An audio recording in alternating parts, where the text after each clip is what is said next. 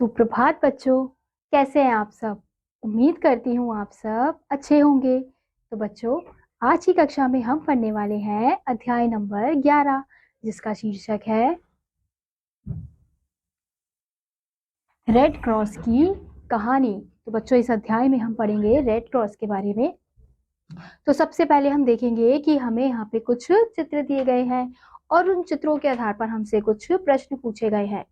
चित्रों को देखकर नीचे दिए गए प्रश्नों के मौखिक उत्तर दीजिए। तो सबसे पहला प्रश्न है, चित्रों में किस प्रकार का कार्य हो रहा है।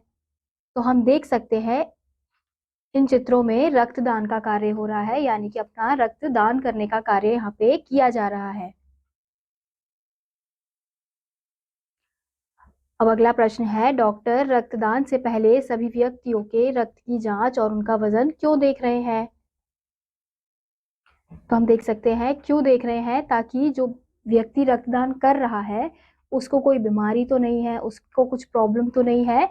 इस वजह से रक्तदान से पहले उनकी जांच की जा रही है, क्योंकि अगर उनके ब्लड में कुछ प्रॉब्लम होगी, उनके रक्त में कुछ दिक्कत होगी, तो अगर वो रक्त किसी को दिया जाएगा तो वो उसको भी हो जाएगी प्रॉब्लम। इसलिए रक्तदान से पहले उनकी जांच की जा रही है। अब अगला प्रश्न है, नर्स ने रक्तदान के बाद उस व्यक्ति को क्या खाने को दिया और क्यों। तो हम देख सकते हैं कि नर्स ने व्यक्ति को क्या खाने के लिए दिया है,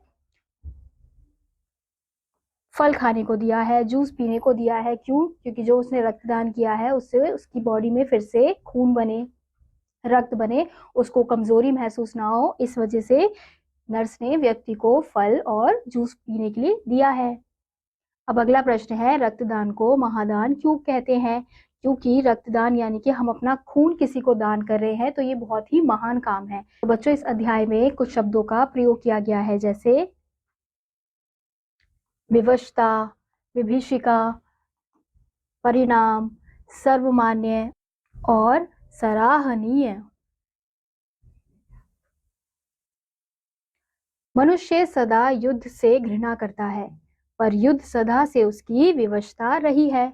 युद्ध की विभीषिका से मनुष्य भयभीत होता है। उसने युद्ध स्थल पर घायलों को एक एक बूंद पानी के लिए तड़पते देखा, बिना चिकित्सा के सैनिकों को मरते देखा और युद्ध बंदियों के साथ मनुष्यों को ही अमानवीय व्यवहार करते देखा। युद्ध के गर्भ में ही मानवता की रक्षा के लिए एक प्रकार की छटपटाहट पैदा हुई। तो हमें ये बताना चाह रहे हैं कि मनुष्य वैसे तो युद्ध से घृणा करता है, लेकिन उसकी युद्ध करने की सदा विवशता, यानी कि वो हमेशा युद्ध करने के लिए विवश रहता है। और युद्ध की विभीषिका से वो भयभीत यानी कि डरता है, और युद्ध में घायलों को एक एक बूंद पानी के लिए तड़पते हुए देखता है।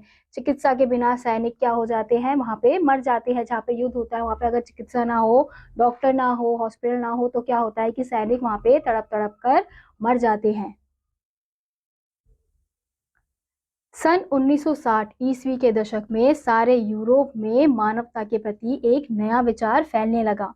लोगों को दूसरों के कष्ट के प्रति चिंता होने लगी और युद्ध के भयानक परिणामों के प्रति वे सजग होते गए। तो 1960 की ईस्वी की बात यहाँ पे की जा रही है कि यूरोप में क्या हुआ कि मानवता के प्रति लोगों का नया विचार देखने को मिला।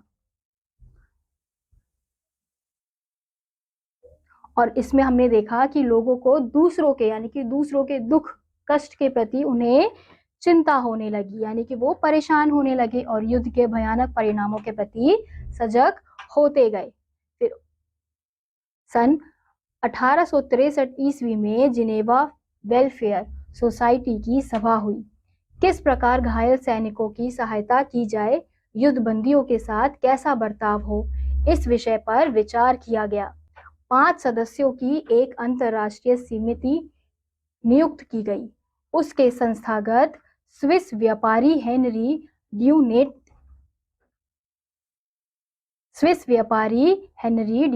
थे। समिति के 2 सदस्य लुई अपिया और थियोडोर मोनियर डॉक्टर थे। चौथा सदस्य था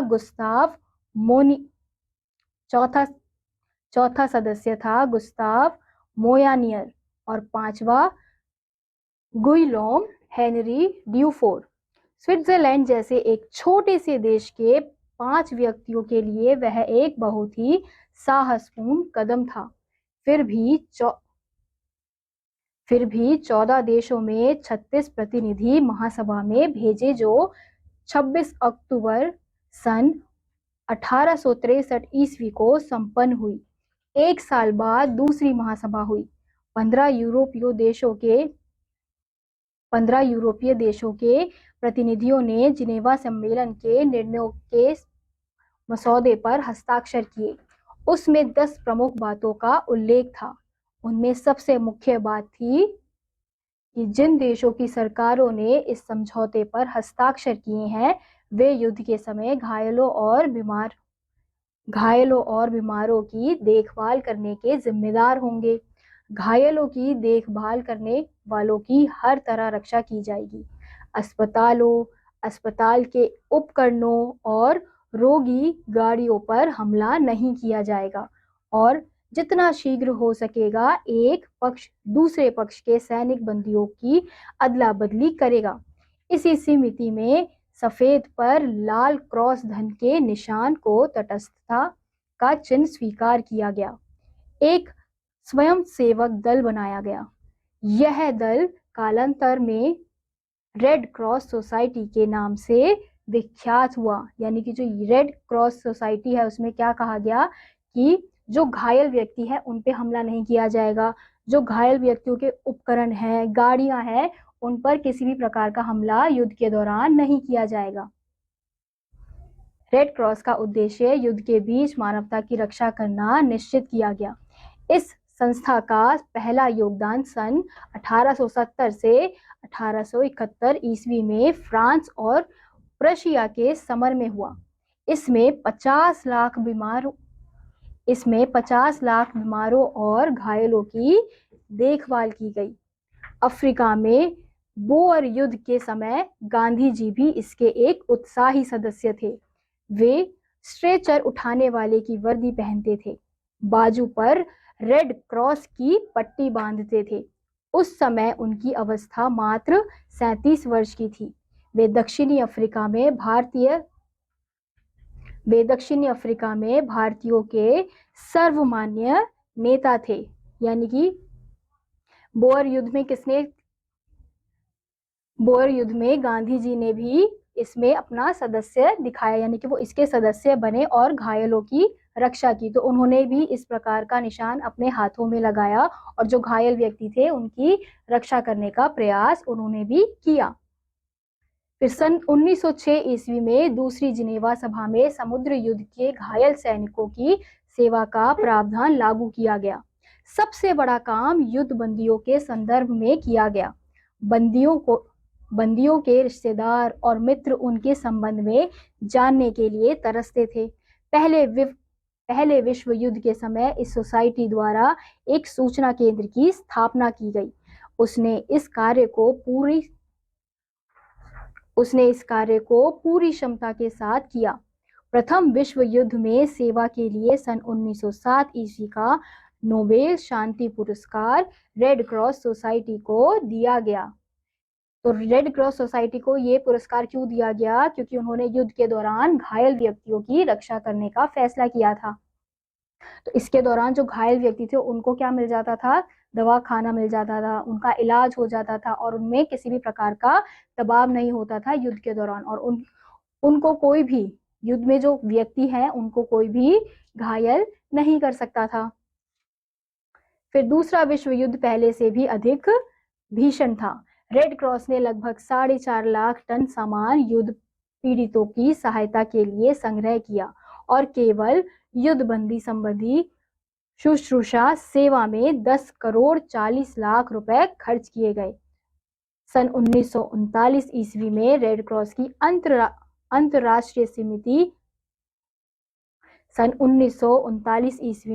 क्रॉस की अंतरराष्ट्रीय समिति द्वारा युद्ध बंदियों की केंद्रीय एजेंसी की स्थापना की गई। लाखों कैदियों का अता पता और उनका रिकॉर्ड रखने का कार्य आरंभ हुआ। भारत में रेड क्रॉस की पवित्र भावना आदिकाल से ही चली आ रही थी। गौतम बुद्ध ने और उनके पहले तथा बाद में कई संतों ने दया और करुणा का उपदेश दिया। इनमें सिखों के अंतिम गुरु गोविंद सिंह भी थे। यानी कि जो रेड क्रॉस की भावना है वो बुद्ध यानी कि गौतम बुद्ध के दौर से ही चली आ रही है, और इसे अंतिम किसने किया था? गुरु गोविंद सिंह जी ने इनका अंत किया था। यानी कि उस समय से ही मानवता का ध्यान दिया जा रहा है कि दूसरों के कष्टों को समझना, दूसरों के प्रति सहानुभूति दिखाना। तो इस प्रकार की भावना गौतम बुद्ध से लेकर गुरु नानक के समय तक चलती आ रही थी। कहते हैं कि एक लड़ाई जिसमें गुरु ने अपने शिष्य को लड़ने का आदेश दिया था, बहुत से आदमी मारे गए और घायल हुए। भाई कहिया नाम का एक मामूली भिश्ती लड़ाई के मैदान में घूम घूम कर दोनों ओर के घायलों को पानी पिलाता रहा। क्या कर रहे हो? गुरु ने पूछा। मैं आपके उपदेश का पालन कर रहा हूँ, भाई कन्हैया बोला। आपने कहा था कि बुराई के खिलाफ लड़ रहे हैं, किसी व्यक्ति के खिलाफ नहीं। तो ये कब की बात हो रही है? जब ये गुरु गोविंद सिंह के समय की बात हो रही है कि उस समय भी ऐसा था कि युद्ध होते थे, लड़ाइयां होती थी, लेकिन उसमें से जो व्यक्ति था जिसका नाम क्या था? कन्हैया, वो क्या कर रहा था? अपने लोगों को भी, जो घायल लोग थे उनको भी पानी पिला रहा था, और जो उनके विरुद्ध लड़ रहे थे उनको भी, उनमें से जो घायल था उनको भी पानी पिला रहा था। तो गोविंद जी ने जब पूछा कि ये क्या कर रहे हो, तो उसने क्या उत्तर दिया कि आपने कहा था कि लड़ाई जो है वो किसके खिलाफ हो रही है? बुराई के खिलाफ हो रही है, लेकिन किसी व्यक्ति के खिलाफ नहीं हो रही है। अगर कोई घायल है तो हमें उसकी सहायता करनी चाहिए। ठीक कहते हो, गुरु ने कहा। मनुष्य सब बराबर है। तुम घायलों को पानी पिला रहे हो तो उनकी मरहम पट्टी भी करो। यह बात 17वीं शताब्दी की है। अब ना गोविंद सिंह है ना भाई कन्हैया, लेकिन उन्होंने एक ज्योति जला दी थी, जिसके परिणाम सन 1920 ईस्वी में भारतीय रेड क्रॉस समिति की स्थापना के रूप में हुई।